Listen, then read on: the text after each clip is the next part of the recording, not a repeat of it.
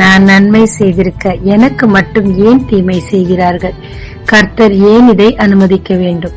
இந்த தீமையை நான் எப்படி மேற்கொள்ளுவது என்று நினைக்கும் ஆத்மாவே, இன்று கர்த்தர் உங்களுக்கு சொல்லுவது ரோமர் 8:28.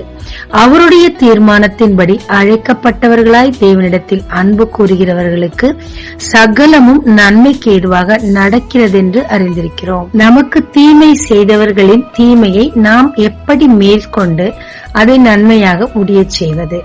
யோசேப்பை பார்க்கலாம். ரோமர் 12:21 சொல்லப்பட்ட பிரகாரம், நீ தீமையினாலே வெல்லப்படாமல் தீமையை நன்மையினாலே வெல்லு என்று. அவன் சகோதரர்கள் அவன் மரித்து போக வேண்டும் என்று நினைத்து எல்லா விதமான தீமையான காரியத்தை யோசேப்புக்கு செய்தார்கள். யோசேப்பு தேவனை நம்பினபடியினால் அவனை சிம்மாசனத்தில் உயர்த்தினார். பழிவாங்கும் நாள் வந்தது. சகோதரர்களை அவர் பழிவாங்கிய விதமே வேறு.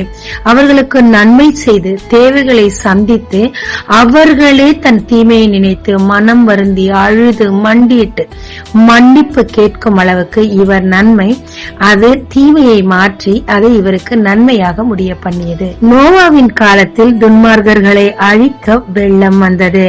அதே வெள்ளம், துன்மார்கரை அழித்த அதே வெள்ளம் நோவாவின் பேழையை மேலே உயர்த்தி உயர்த்தி பிடித்து சிகரத்தில் கொண்டு போய் நிறுத்தியது. ஆமாங்க, நம்முடைய தேவன் தீமையை நன்மையாக மாற பண்ணுகிறார். அதே நேரத்தில் தீமைக்கு தீமை செய்வேன் என்று பழிவாங்குவது கூடாத காரியம். தேவனோ பழிவாங்குதல் எனக்குரியது என்று சொல்லுகிறார். இதோ துன்மார்கனை அழித்த வெள்ளம் நோவாவை சிகரத்தில் ஏற்றியது போல மற்றவர்களுக்கு வரும் தீமை உங்களுக்கு தேவன் அதை நன்மையாக முடிய பண்ணுவார். ஆனால் உங்களுக்கு தீமை செய்தவர்களுக்கு நீங்கள் செய்ய நன்மையின் நிமித்தமாக தீமையும் மாறும்.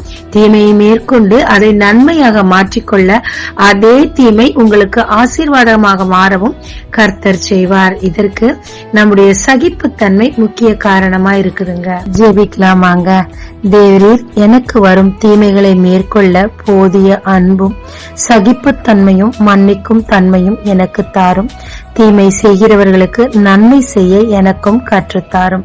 தேவரீரிடத்திலிருந்து ஆசீர்வாதங்களை பெற்றுக்கொள்ளவும் எனக்கு வரும் தீமைகளை தேவன் நன்மையாய் மாற்றவும் நான் இடம் கொடுக்க எனக்கும் கிருபை தாரும். இயேசு மூலம் பிதாவே, ஆமென். இயேசு கிறிஸ்துவின் நாமத்தில் இந்த நாளில் உங்களை ஆசீர்வதிக்கும் ஜீசஸ் விஷன்.